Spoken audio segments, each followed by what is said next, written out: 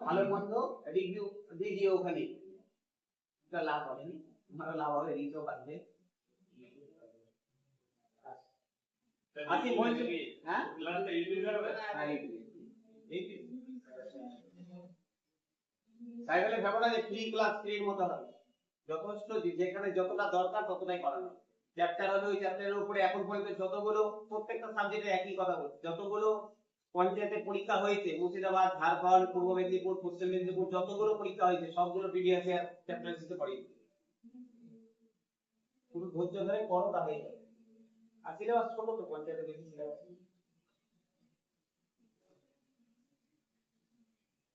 আচ্ছা স্যার, আমরা মারাঠা পড়ে নিয়েছি, আমাদের অবধ পড়া হয়ে গেছে, হায়দ্রাবাদ পড়া হয়ে গেছে, ফার্স্ট চ্যাপ্টারেই চলছি। আজকে মহীশূর পড়বো।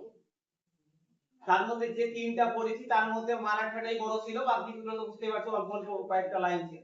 আজকে মহীশূর পড়বো, এটাও একটু বড় আছে। আজকে লাস্ট রিটেন বোঝাচ্ছি, পরের দিন পড়া ধরবো, যদি না হয় তাহলে ওইভাবে চেঞ্জ হয়ে যাবে।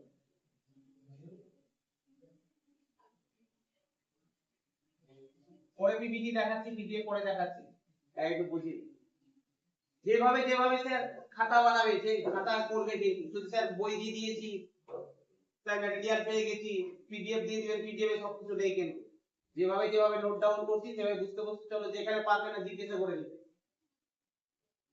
স্যার মহীশূর সাম্রাজ্য বোঝার আগে, আচ্ছা মহীশূর সাম্রাজ্য ছিল কোথায় আগে সেটা লোকেশনটা বলছি, পরে আমি সব ছবি দেখাচ্ছি, এখানে লোকেশন। আমরা আগের দিন যখন মারাঠা পড়ছিলাম দেখেছিলাম এই পুনের জায়গাতে মহারাষ্ট্রে ছিল মারাঠা সাম্রাজ্যের বিস্তার। ঠিক তারপরে মোটামুটি কর্ণাটকের জায়গাগুলোতে ধরতে পারো এই জায়গাটা ছিল মহীশূর সাম্রাজ্য। পাশে নিজাম, হায়দ্রাবাদ নিজাম, তাহলে এখানে মারাঠা, এখানে আছে মহীশূর সাম্রাজ্য, এখানে মারাঠা। আমরা এই মহীশূর সাম্রাজ্য নিয়ে পড়তে যাচ্ছি। তো মহীশূর সাম্রাজ্য পড়ার আগে তার পিছনের একটু ব্যাকগ্রাউন্ড পড়ি, যে মহীশূর সাম্রাজ্য আসলো কোথা থেকে। 1399 সালের ঘটনাতে ফিরে আসে, একদম প্রাচীন কালে ফিরে আসে 1399 সাল। যে সময়কার কথা বলছি সেটা কিন্তু 1700 সালের গল্প, 1700 সালের পরের গল্প, কিন্তু আমরা এই সাম্রাজ্যের পিছনের ইতিহাস বোঝার জন্য একটু 400 বছর পিছনে আসতাম। 1399 সালে আমরা যখন মিডিয়ামের হিস্ট্রি পড়বো, মধ্যযুগের ইতিহাস পড়বো, দেখবে ওই সময় মোহাম্মদ বিন তুগলক যখন রাজত্ব করছিল তার সময় সাউথ ইন্ডিয়ায় দুটো বংশের প্রতিষ্ঠা হয়, একটা বিজয়নগর সাম্রাজ্য, একটা বাহমনি সাম্রাজ্য। এই বিজয়নগর সাম্রাজ্য প্রতিষ্ঠা হয়েছিল 1399 সালে। তো স্যার বিজয়নগরের সাথে কি রিলেটেড, কি রিলেশন, ওই রিলেশনটাই বোঝানোর চেষ্টা করছি। 1399 সালে বিজয়নগর সাম্রাজ্যের প্রতিষ্ঠাতা হয়। বিজয়নগর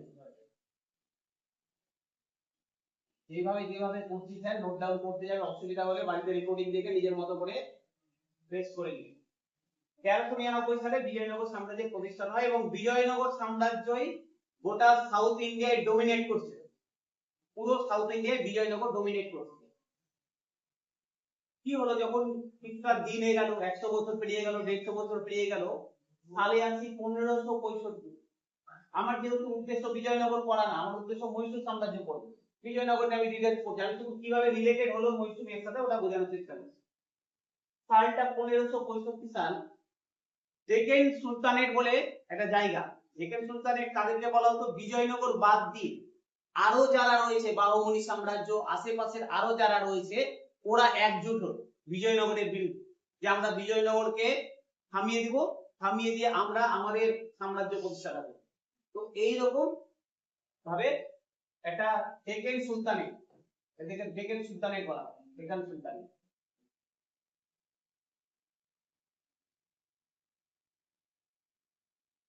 এরা এর বিরুদ্ধে একজোট হলো, বিজয়নগরের বিরুদ্ধে ডেকান সুলতানেট একজোট হলো 1500। তাড়াতাড়ি তাড়াতাড়ি লেট কেন ছিল অ্যাকুরেট। এবার স্যার এইটা বোঝার আগে আরেকটা ছোট জিনিস বোঝো, আরেকটা সাম্রাজ্য যে বিজয়নগরের আন্ডারে ছিল, যেমন আমরা দেশের আন্ডারে রাজ্য থাকে ওইরকম বিজয়নগরের আন্ডারে আরেকটা সাম্রাজ্য ছিল যার নাম ওয়াদিয়ার ডিনাস্টি, ওয়াদিয়ার বংশ, ওয়াদিয়ার বংশ এর আন্ডারে ছিল ওয়াদিয়ার বংশ।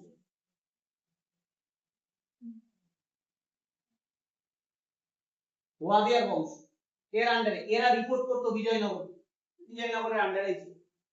তো 1565 যখন ডেকান সুলতানেররা যখন একত্রিত হলো বিজয়নগরের বিরুদ্ধে, একটা লড়াই হলো এই ভার্সেস এই ডেকান সুলতানেটের মধ্যে মেন ছিল বাহুমনি সাম্রাজ্য।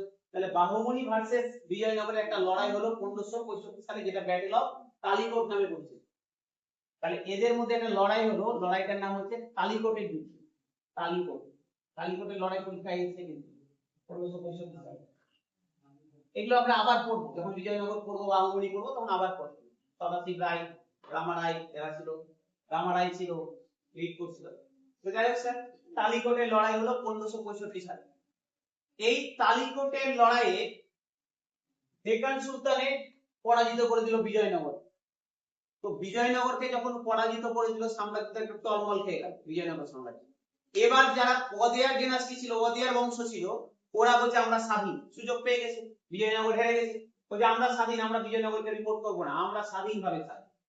তাহলে 1565 থেকে শুরু করে ওয়াদিয়ার ডিনাস্টি আর বিজয়নগরকে রিপোর্ট করতে না, ওরা স্বাধীনভাবে থেকে গেল।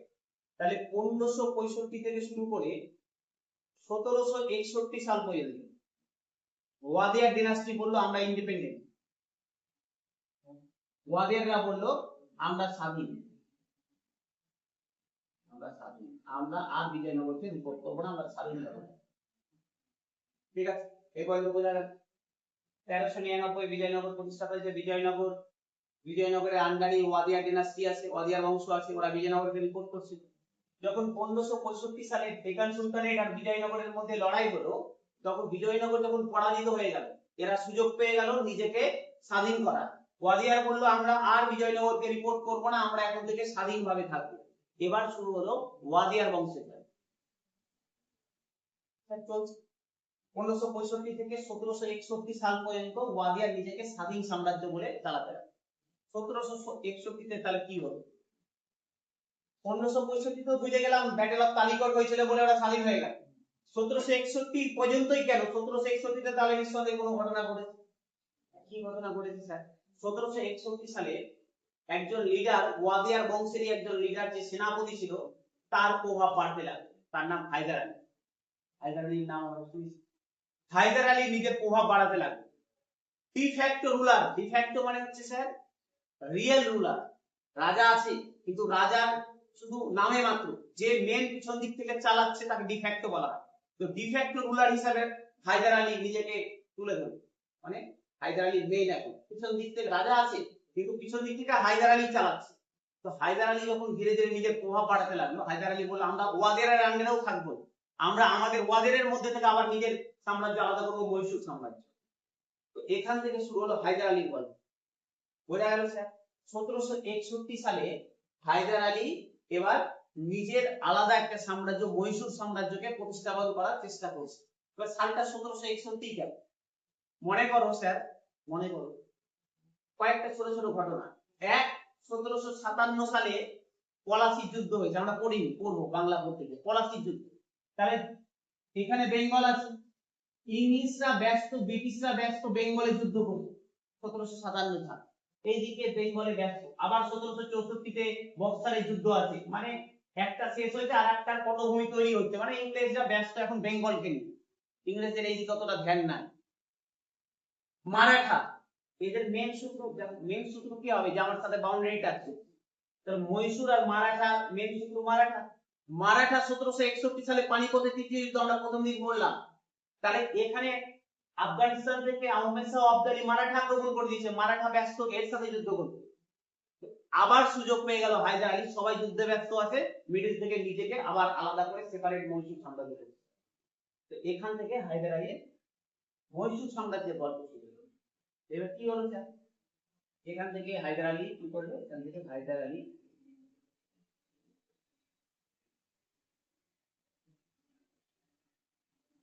মহীশূর সাম্রাজ্যের প্রতিষ্ঠাতা থেকে ঠিক আছে, এখান থেকে হায়দার আলী মহীশূর সাম্রাজ্যের প্রতিষ্ঠাতা হলেন। এবার 1761 তে তো পরাজিত হয়ে গেছে মারাঠারা, পানিপথের চুক্তি যুদ্ধ আমরা পড়ে নিয়েছি। তারপরেও মারাঠা একবারে যে ভেঙে গেছে তা না, কিন্তু আমরা পরে করে মনে করো মাধব রাওয়ের কথা পড়েছিলাম, যে মাধব রাওয়ের সময় আবার মারাঠারা শক্তিশালী হয়ে গেছিল। তাহলে হায়দার আলী তো মাইসুর সাম্রাজ্য প্রতিষ্ঠাতা করাতে অনেকটা সফল হয়ে গেল, কিন্তু তার মানে এটা না যে হায়দার আলী এখনই মারাঠার সঙ্গে লড়াই করে পেরে যাবে, এতটাও শক্তিশালী হয়নি। কারণ আমরা কিন্তু সাল মনে রাখার দরকার নেই, জানি কিন্তু লিখতে হবে 1764, 63, 71 এই সালগুলোতে মারাঠা ভার্সেস হায়দার আলীর লড়াই হয়েছে, কিন্তু হায়দার আলী প্রত্যেকবার পরাজিত হয়েছে মারাঠা থেকে, মাধব রায়ের কাছে। বুঝা গেছে? মাইসুর সাম্রাজ্য প্রতিষ্ঠাতা হচ্ছে, কিন্তু তার মানে এটা না ওরা এখনই মারাঠার থেকে বেশি শক্তিশালী হয়ে গেছে। মিডিলে অনেকবার লড়াই হয়েছে মারাঠা ভার্সেস মহীশূর, মহীশূর বারবার পরাজিত হয়েছে, কিন্তু তাই বলে হায়দার আলী কিন্তু দমে যায়নি। হায়দার আলী নিজেকে রিকনসিলিডেট করেছে, নিজেকে আবার সাজিয়েছে যে আমি কিভাবে নেক্সট জিতবো।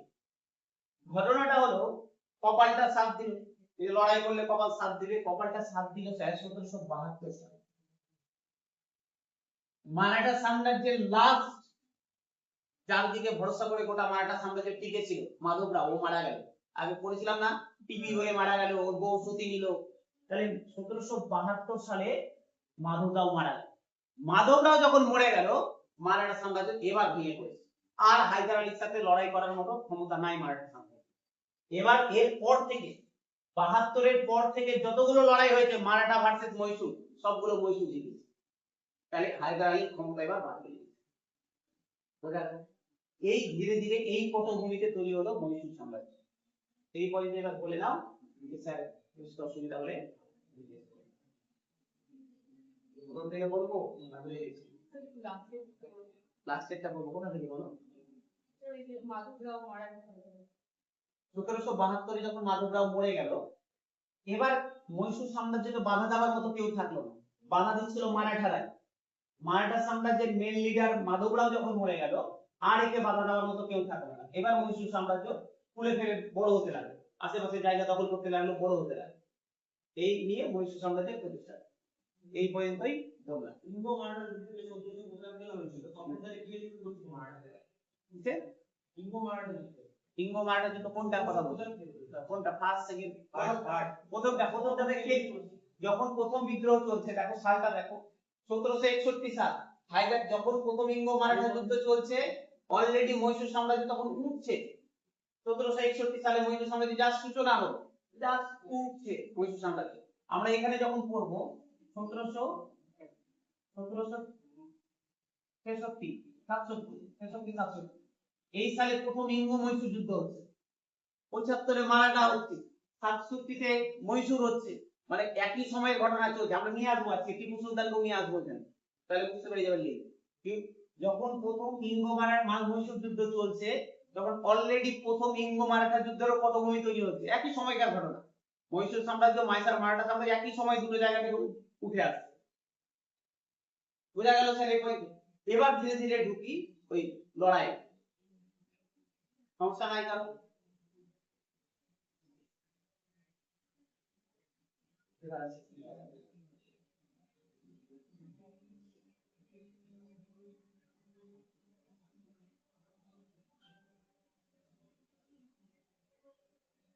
এটা স্যার মারাঠা, এটা মহীশূর, এই তিনটা শক্তি এখানে মাথা চারা দিয়ে বড় হচ্ছে। অটোমেটিক তিনজনের সাথে তিনজনের লড়াই চলবে, বাউন্ডারি নিয়ে এর সাথে ঝামেলা, এর সাথে ঝামেলা, এর সাথে ঝামেলা, একটা ট্রাইপল লড়াই চলছে, ত্রিপল লড়াই চলছে তিনজনের। ব্রিটিশরা করলো কি, ব্রিটিশরা দেখলো সুন্দর করে সুযোগের সদ্ব্যবহার কাকে বলে। উড়িষ্যার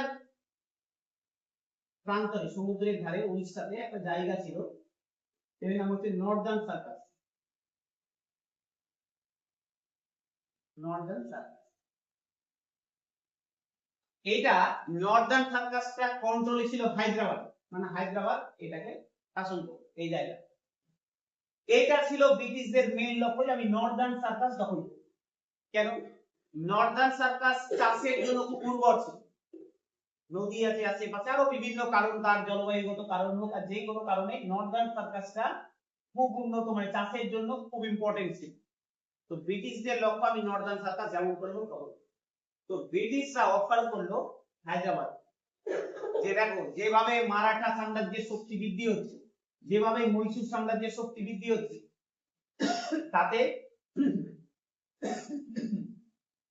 তাতে তোমাকে হায়দ্রাবাদকে যে কোনো সময় ওরা দখল করে নেবে। তার থেকে তোমরা আমার সাথে থেকে আসো, যে আমাকে নর্দার্ন সার্কাস দিয়ে দাও, বিনিময়ে তোমার সুরক্ষার দায়িত্ব ব্রিটিশ। যদি কেউ আক্রমণ করে হায়দ্রাবাদে নিজামকে, তাহলে ব্রিটিশরা তাকে প্রোটেকশন দেবে। এই একটা হায়দ্রাবাদের ইচ্ছে ছিল না নর্দার্ন সার্কাস দেওয়ার, কিন্তু বাধ্য হলো। যদি পুরোই চলে যায় তার থেকে দিয়ে এটা, তো ইচ্ছা ছিল না, চাপে পড়ে বলো আর যেই কারণে বলো হায়দ্রাবাদ নর্দার্ন সার্কাসটা ব্রিটিশকে দিয়ে। কিন্তু মনে মনে কিন্তু রাগ আছে, আমার সম্পত্তির জায়গা আমি অকারণে দিয়ে দেবো কাউকে, রাগ তো আছে, কিন্তু কিছু করার নেই, দিয়ে ঠিক আছে। নর্দার্ন সার্কাস তো দিয়ে দিল। পরে এবার ব্রিটিশরা চলে গেল মারাঠার কাছে। ব্রিটিশরা মারাঠাকে নিয়ে বললো তোমরা চলে আসো আমাদের, হায়দ্রাবাদকে নিজের দিকে করে নিয়েছি।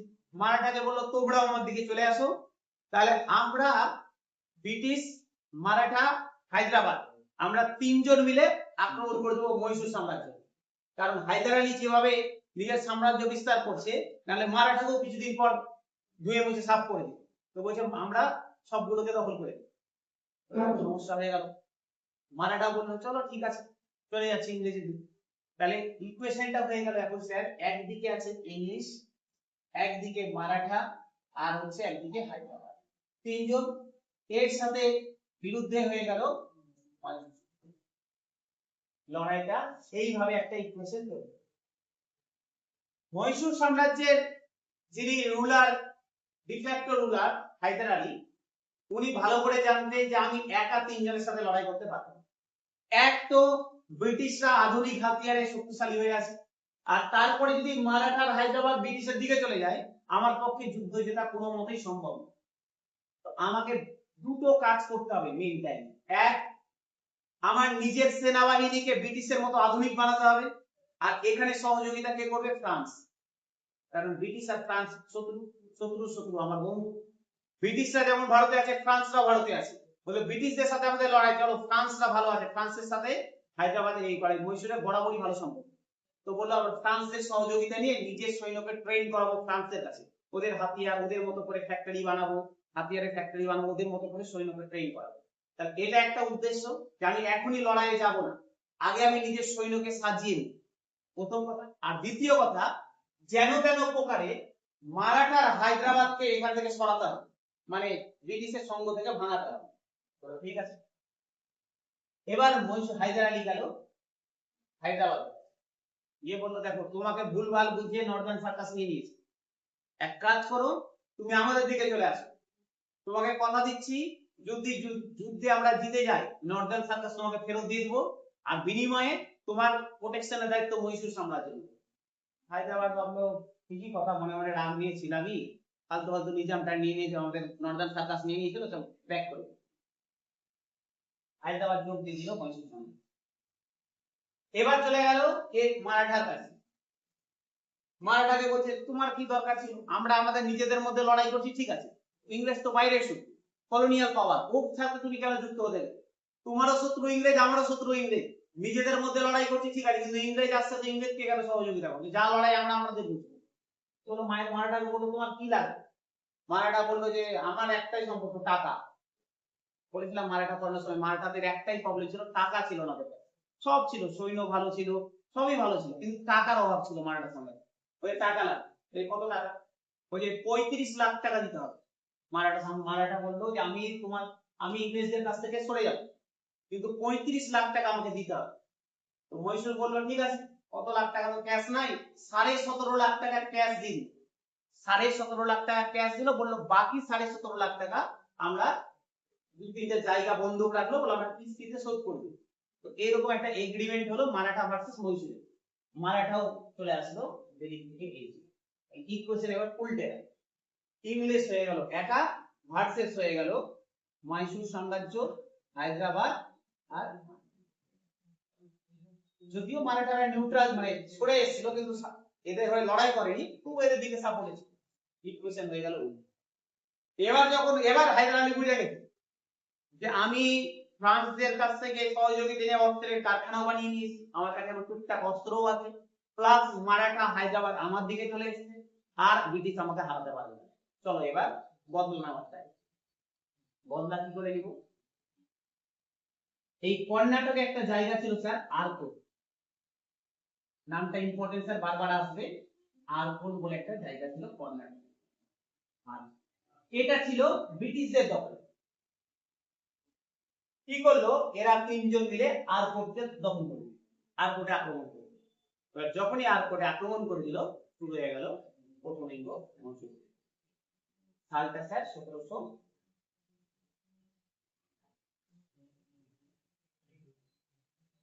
যখনই আরকোটে আক্রমণ করে দিল, শুরু হয়ে গেল প্রথম ইঙ্গ মহীশূর যুদ্ধ, sir first Anglo Mysore war.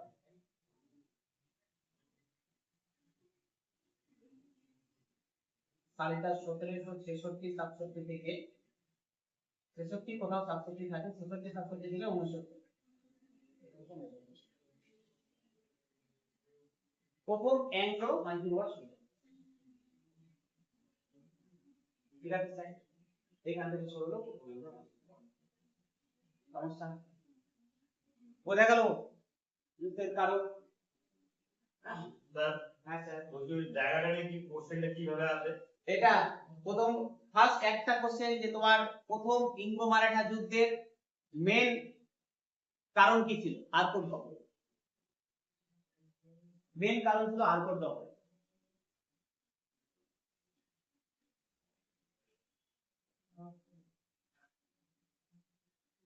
প্রত্যেকটা গল্প মাথায় রাখবে স্যার। যদি ওয়ান ডে এক্সাম দিতে যাও, আমি ক্লাসিক দিতে যাচ্ছি, পঞ্চায়েত দিতে যাচ্ছি, এগুলো দিতে যাচ্ছি, দেন তোমাকে গল্পের ভিতর থেকে কোশ্চেন করবে না। কিন্তু যদি একটু বড় পরীক্ষা দিতে যাও, তোমাকে একদম ভিতর থেকে কোশ্চেন আসবে। কটা বাজে? লেট কেন? টিউশনি থাকে।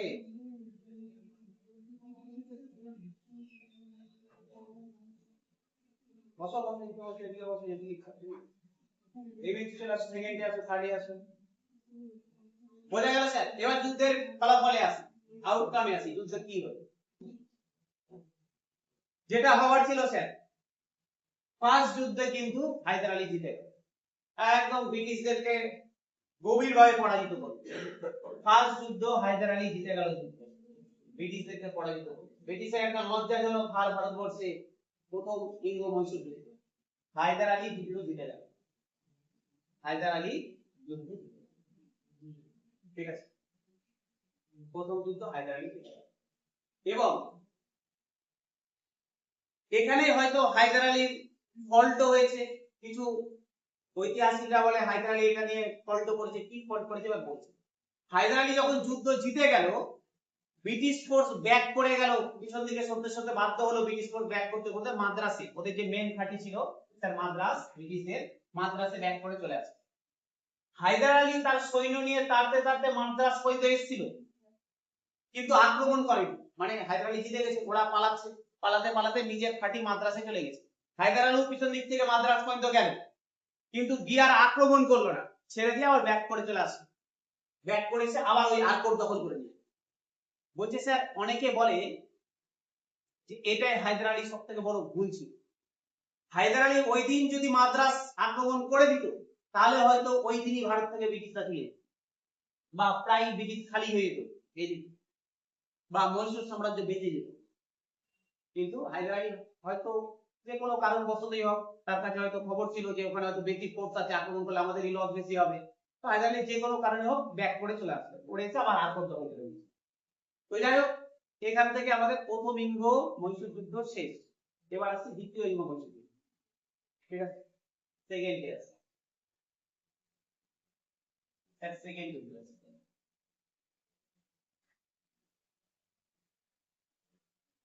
দ্বিতীয় যুদ্ধের কাহিনী, আচ্ছা কোন চুক্তি দিয়ে মীমাংসা হলো স্যার? মাদ্রাসের চুক্তি। মাদ্রাসে গিয়ে মীমাংসাটা হলো যে আর আক্রমণ করবো না, ঠিক আছে, একটা দুজনের মধ্যে একটা মীমাংসা হয়ে গেল। মাদ্রাসের চুক্তি দিয়ে এই যুদ্ধের মীমাংসা হলো। অ্যাংলো মাইসুর ওয়ার তোমার হচ্ছে মাদ্রাসের চুক্তি দিয়ে মীমাংসা। হ্যাঁ দ্বিতীয়টাতে আছে 69, যেটা যুদ্ধের শেষ সাল ওটাই চুক্তির সাল। 1766 থেকে 69 চলেছিল, বা 67 থেকে 69, আর 69টাই চুক্তির সাল। প্রত্যেকটা ক্ষেত্রে যেটা যুদ্ধের শেষ সাল ওটাই চুক্তির সাল। সেকেন্ডটাতে আসি, দেখো আবার কি সুন্দর কাহিনী আছে।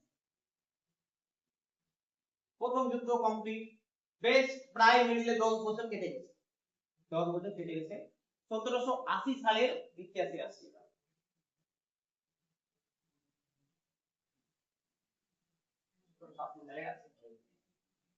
বলছে এখন কি হলো, বলছে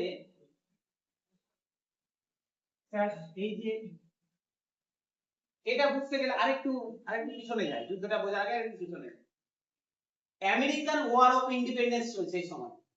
এক ভারত যেমন ব্রিটিশরা ভারত দখল করে আছে, ওই রকম ব্রিটিশ কলোনি আমেরিকাও দখল করে আছে। তো আমেরিকাতে একটা অদ্ভুত ঘটনা ঘটেছে। ব্রিটিশরা আমেরিকায় গেছে দখল করতে, যেমন ভারত এসেছিল আমেরিকাতেও গেছে। এবার ওখানে যে ব্রিটিশরা আমেরিকায় বসবাস শুরু করেছে, ওরাই ওখানকার ব্রিটিশরাই অরিজিনাল পরে যারা ব্রিটিশ আসছে আবার ওদের বিরুদ্ধে যুদ্ধ ঘোষণা করে, মানে ব্রিটিশ ভার্সেস ব্রিটিশ। বুঝতে পারলে ঘটনাটা কি বললাম? ব্রিটিশরা ইংল্যান্ড থেকে গেছে আমেরিকায় দখল করতে, দখল করে ওরা ওখানে বসবাস শুরু করেছে। পরে করে আবার যে ব্রিটিশরা যাচ্ছে ওরা বলছে যে আমরা আর ব্রিটিশ না, আমরা আমেরিকানই হয়ে গেছি, আমরা ওই ব্রিটিশদেরকে আর আসতে দেব না। মানে ব্রিটিশ ভার্সেস ব্রিটিশের একটা লড়াই চলছে আমেরিকাতে। আর যারা পুরনো ব্রিটিশ আমেরিকায় ছিল ওদেরকে সাপোর্ট করছে ফ্রান্সরা আমেরিকাতে। আর এই কারণেই ফ্রান্স ভার্সেস আমেরিকার একটা দ্বন্দ্ব গোটা পৃথিবী জুড়ে চলছে। আমেরিকান ওয়ার অফ ইন্ডিপেন্ডেন্স, ফ্রান্সরা উস্কাচ্ছে, টাকা দিচ্ছে আমেরিকাতে যে ব্রিটিশরা আছে, ওদেরকে ঢুকতে দিবা না, তোমরা স্বাধীন হয়ে এখানেই থাকো। ওরাও টাকা নিয়ে হাতিয়ার নিয়ে মারছে। এরকম একটা সিচুয়েশন গোটা আমেরিকা জুড়ে চলছে। আর এই কারণেই গোটা পৃথিবীতে যেখানে যেখানে ফ্রান্স আছে, যেখানে যেখানে ব্রিটেন আছে, ওরা কিন্তু শত্রু। ভারতেও ফ্রান্স আছে, ব্রিটেন আছে, দুজনের মধ্যে লড়াই চলছে, ফ্রান্স আর ব্রিটেনের ভারতে। তো মাহে বলে কেরালা উপকূলে মাহে একটা জায়গা আছে, নাম শুনেছো মাহে? স্যার মাহে নাম শুনেছি, মাহে ইয়ানাম পাড়েকাল এগুলো সব ছিল পর্তুগিজদের দখলে। এই মাহে জায়গাটা ছিল স্যার ওই সময় মহীশূরের কন্ট্রোলে, মানে হায়দার আলীর কন্ট্রোলে ছিল। হায়দার আলী ফ্রান্সদেরকে ব্যবসা করার জন্য মাহে জায়গাটা লিজে দিয়েছে, যে ঠিক আছে তোমরা এখানে ফ্যাক্টরি বানাও, এখানে থাকো, লিজে দিয়েছে। হায়দার আলীকে না জানিয়ে ব্রিটিশরা মাহে করে দিল আক্রমণ ফ্রান্সদেরকে মারার জন্য। এবার এটা তো ডিরেক্ট চ্যালেঞ্জ হয়ে গেল, আমার নবাব আমি, আমার জায়গাতে আমি কাকে দিব না দিব আমার ব্যাপার। আমার জায়গাতে ব্রিটিশরা এসে আক্রমণ করছে, আমি কাউকে ভাড়া দিয়েছি আমার বাড়িতে, পাশের বাড়ির লোক এসে আমার ভাড়া টাকা মারছে, হয়তো আমার জায়গা, আমার চ্যালেঞ্জের মুখে পড়ে গেল। তো এখান থেকে শুরু হলো দ্বিতীয় ইঙ্গ মারাঠা, এখান থেকে শুরু সরি দ্বিতীয় ইঙ্গ মহীশূর। যখনই মাহে দখল করে নিল ব্রিটিশরা তখনই তোমার হচ্ছে হায়দার আলী আবার যুদ্ধ ঘোষণা করলো ব্রিটিশের বিরুদ্ধে। শুরু হলো দ্বিতীয়। এই যে 80 থেকে 1780। এবার এই যুদ্ধের এবার একটু যুদ্ধটা মাহে দখল করেছে, এরা করলো কি, হায়দার আলী ওই যে আরকোট দখল করে দিল, আরকোটকে সিজ করে দিল। আরকোটের দুর্গ ছিল, দুর্গকে সিজ করে দিল হায়দার আলী, মানে সৈন্য দিয়ে ঘিরে নিল, না ভিতরে কাউকে ঢুকতে দিব, না ভিতর থেকে কাউকে বেরাতে দিব। থাক ভিতরে যারা আছে, কয়দিন থাকতে হবে, 10 দিন 15 দিন, খাবার তো শেষ হবে, বেরাতেও দিব না, ভিতরে ঢুকতেও দিব না। আরকোটকে সিজ করে নিয়েছে হায়দার আলী সৈন্যরা। ওই যে মাহে যতক্ষণ না ছাড়বে আমরাও এটা ছাড়বো, এরকম একটা সিচুয়েশন চলছে দুই পক্ষের মধ্যে। মিন টাইমে কি হলো স্যার, এই আরকোট যখন দখল করে আছে হায়দার আলী সৈন্য, মাদ্রাজ থেকে একটা দল, ব্রিটিশের একটা দল রওনা হলো এই আরকোটকে বাঁচানোর জন্য। তার নেতৃত্বে হেক্টর মুন্ডোর নেতৃত্বে, হেক্টর মুন্ডোর নাম বারবার করবো আমরা পরে। এই হেক্টর মুন্ডোর নেতৃত্বে একটা সেনাবাহিনী রওনা দিল আরকোটের উদ্দেশ্যে, যে আমরা আরকোটে গিয়ে যারা সিজ করে আছে তাদেরকে মেরে মানে আরকোটটাকে ফ্রি করব। রওনা দিল। হায়দার আলী তো ওয়েট করছে এখানে, আজ তারপর দেখাচ্ছি মনে, ঠিক আছে। তো এই যখন ঢুকলো এই তোমার হচ্ছে মাদ্রাসের এই আরকোটের কাছে, হায়দার আলীর সাথে আবার লড়াই শুরু হয়ে গেল হেক্টর মুন্ডো। এবং এই লড়াইটা বেশ কিছুদিন যত ওই সহজ ভেবেছিল ততটা সহজ হলো না, কিন্তু হারালো। হায়দার আলীর সাথে বেশ কিছুদিন লড়াই চলছে, এদের লোক মরছে ওদের লোক মরছে চলছে। ব্রিটিশ দেখলো না ব্যাপার খারাপ হয়ে যাচ্ছে, দিন গড়াচ্ছে, আমাদের হারার পজিশন চলে আসছে, বলে ঠিক আছে। সেকেন্ড আরেকটা বাহিনীকে বললো, গুন্টুর বলে একটা জায়গা আছে, গুন্টুর,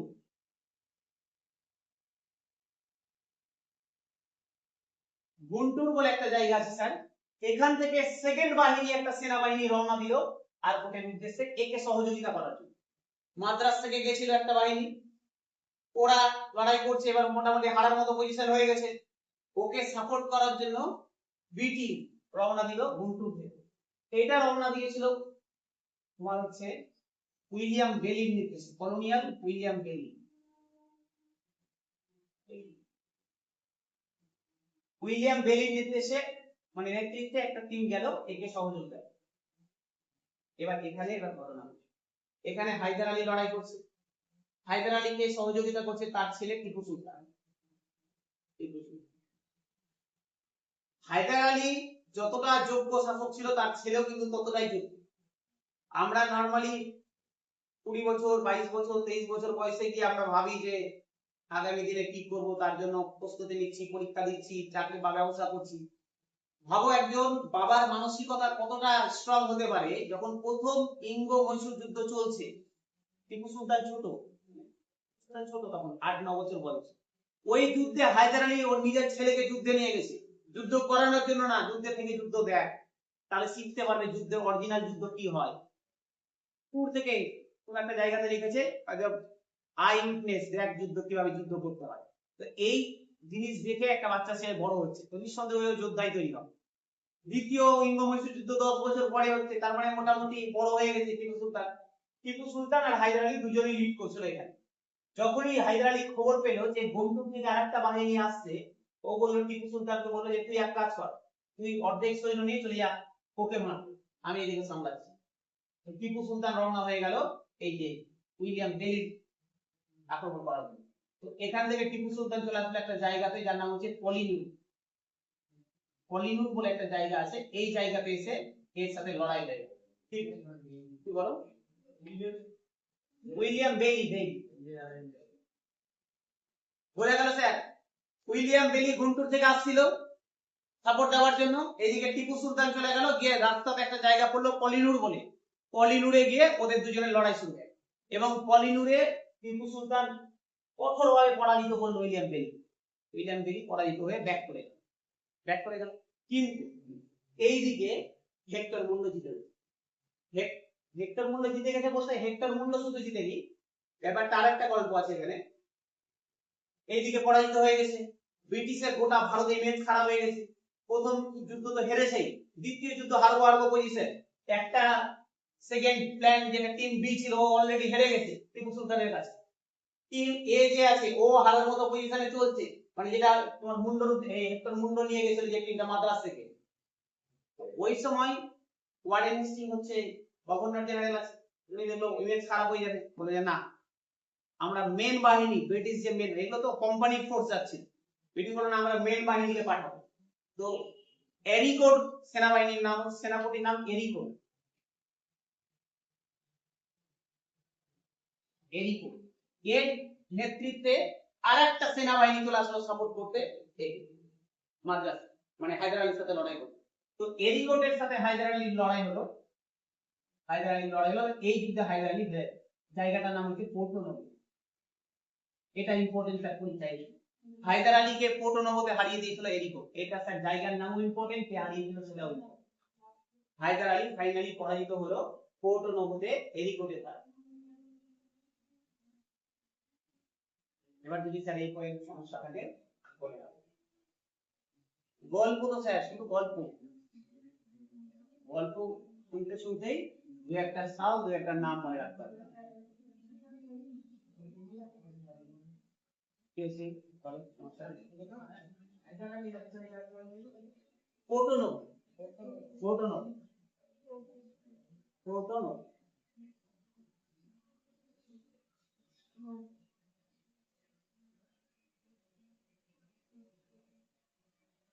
পিডিএফটা দিয়ে দিব, ঠিক আছে, পিডিএফ দিয়ে দিব, কিন্তু স্যার পিডিএফ দেখে যেগুলো আছে বাড়িতে রিভিশন ক্লাস করে নিজের মতো করে নোট নোট ডাউন করবে, যাতে করে পরে দেখলে বুঝতে পারবে।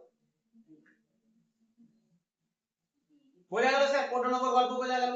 তাহলে অ্যারিকোট কোটোনগরে হায়দার আলীকে পরাজিত করেছে। তাহলে দেখো, এমন না যে ব্রিটিশরা ফুল জিতে গেছে এটা যুদ্ধ, এমন না যে মহীশূরও জিতে গেছে। এইদিকে টিপু সুলতান পরাজিত করছে ওকে, এইদিকে কোথাও ব্রিটিশরা জিতছে, কোথাও মহীশূর জিতছে।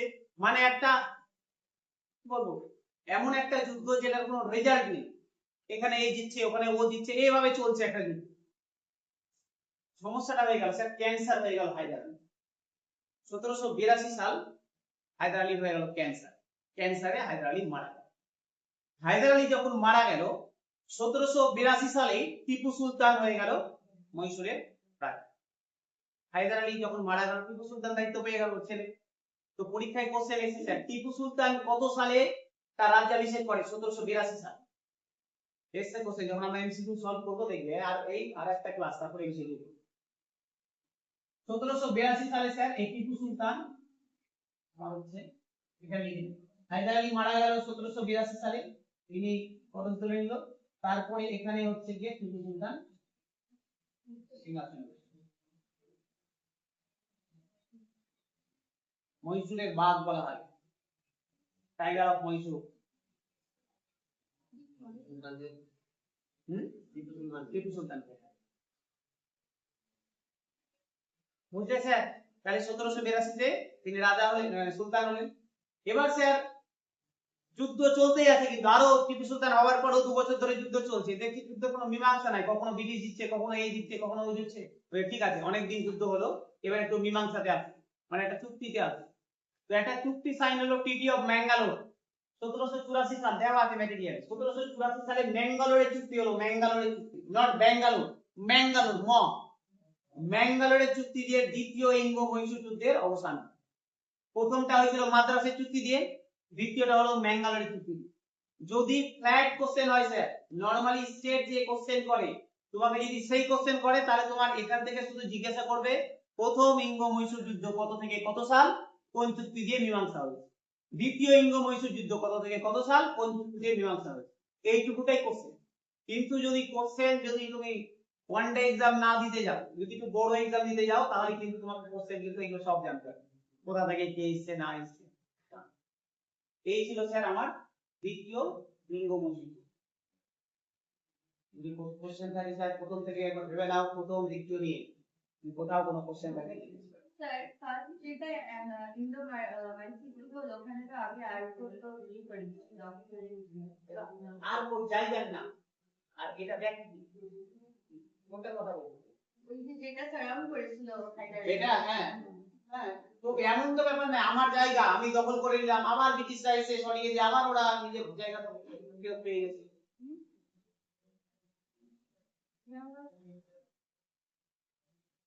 বুঝতে স্যার? সমস্যা তাহলে বলে নাও, নাই তো? চলো তাহলে এখানে এবার তৃতীয় ইঙ্গ হয়ে গেছে, কমপ্লিট হয়ে গেছে, আর বেশি নাই। এবার থার্ড,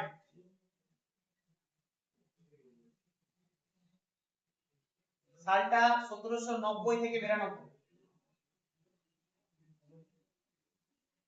1790 থেকে 92।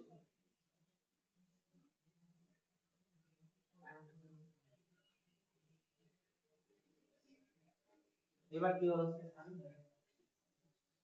এখন তাহলে সুলতান কে? টিপু সুলতান, টিপু সুলতান রাজা।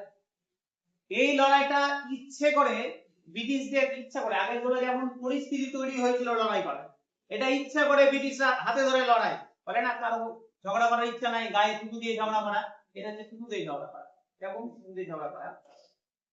ট্রাভাঙ্কোর বলে একটা জায়গা, পরেও পড়বো, বারবার ট্রাভাঙ্কোরের নাম আসবে, কেরালা ট্রাভাঙ্কোর। এই ট্রাভাঙ্কোর বলে যে জায়গাটা আছে,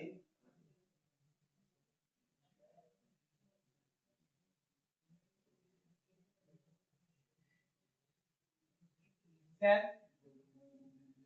ট্রাভাঙ্কোরে ওই সময় রাজা ছিল হচ্ছে, তার নাম কি জানেন? ট্রাভাঙ্কোরের রাজা, ট্রাভাঙ্কোরের রাজা পদের নাম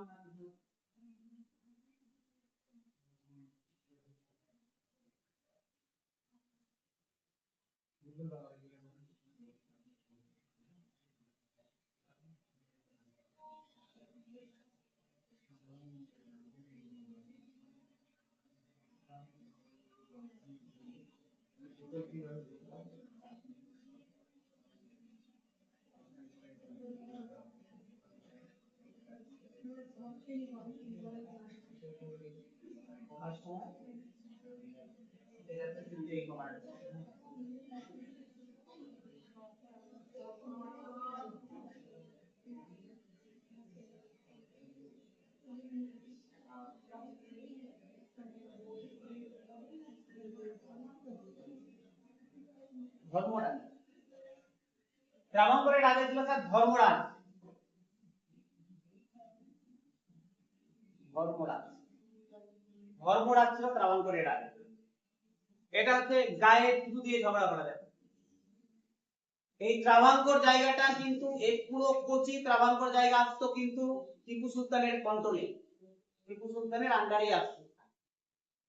এবার মানে ওই যে কোটার মতো আমি পুরো দেশের রাজা আর একটা আমার দেশের মধ্যে একটা রাজ্য আছে। এবার ভাবো তো গোটা দেশ ইন্ডিয়ার মধ্যে আমাদের ওয়েস্ট বেঙ্গল একটা রাজ্য, হঠাৎ করে ওয়েস্ট বেঙ্গল সরকার মালদাটা বাংলাদেশের কাছে বিক্রি করে, তাহলে তো অশান্তি তো লাগবে। এইটা হলো ঘটনা। গোটাটাই ছিল টিপু সুলতানের কন্ট্রোলে, মহীশূরের কন্ট্রোলে। তার মধ্যে স্যার এই যে ত্রাবণকরের যে রাজা ছিল দেবরাজ, এর সাথে ছিল স্যার ইংলিশ, ব্রিটিশরা। এই জন্য এই বেশি লাফাচ্ছিল যে আমার সাপোর্টে ব্রিটিশরা আছে, আমাকে তো কেউ কিছু করতে পারবে না। এ করলো কি, এই যে ত্রাবণকর যে জায়গাটা, প্রথম কথা ওখানে বেশ কিছু ডাচ যারা ওলন্দাজ ছিল, ওলন্দাজদেরকে জায়গা দিয়ে দিল, ব্যবস্থা করার অনুমতি দিয়ে দিল, পারমিশন নাই টিপু সুলতানের কাছে। টিপু সুলতানের মাথা গরম হয়ে আছে, আমার কন্ট্রোলে আছিস তুই, তুই তোর জায়গা, আমার তোর জায়গা মানে কি, আমারই জায়গা, আমার জায়গা আমাকে না জিজ্ঞাসা করে তুই দিয়ে দিলি ডাচদেরকে। তাও এই পর্যন্ত কোনো ঠিক আছে, চল ঠিক আছে মেনে নিলাম। কিন্তু তখন হয়ে গেল বাড়াবাড়িটা, যখন এখানকার দুটো দুর্গ, দুটো হচ্ছে দুর্গ, দুটো ফোর্ট দিয়ে দিল হচ্ছে গিয়ে ওই ডাচদের, ওলন্দাজদের। ডাচকে দুটো ফোর্ট এই কোচিতে দিয়ে দিল হচ্ছে গিয়ে এই দেবরাজ, ধর্মরাজ দুটো ফোর্ট বিক্রি করে দিল ডাচদের। এবার হয়ে গেল মাথা গরম এর টিপু সুলতান, আমার জায়গা তুই ঠিক ছিলি, ব্যবসা করতে তাও ঠিক ছিল মেনে নিলাম, কিন্তু বিক্রি করে দিল দুটো ফোর্ট আমাকে না জানিয়ে, তাও আবার ওলন্দাজের কাছে, যার সাথে অলরেডি আমাদের লড়াই একটা চলছে। তো এটা নিয়ে হয়ে গেল সমস্যা, এটা নিয়ে শুরু হলো। এটা উস্কাত ছিল এদেরকে, একে উস্কাত ছিল যেটা কর বিকেল দিক থেকে ব্রিটিশরা, ও জানে টিপু সুলতান এখন কমজোর আছে, এটা কর, করতে গেলে আক্রমণ করবে, আক্রমণ করলে আমরা অজুহাত পেয়ে যাবো আক্রমণ করার, সাপোর্ট করার। তো এই সেই ফাঁদে পা দিয়ে দিল টিপু সুলতান এবং শুরু হলো দ্বিতীয় এখান থেকে আরেকটা কোশ্চেন এসে, এই ত্রাবণকর থেকে স্যার লিখে রাখবে, ত্রাবণকরের একজন রাজা ছিলেন, মানে ধর্মরাজের আগে একজন রাজা ছিলেন, যার নাম হচ্ছে মার্তণ্ড।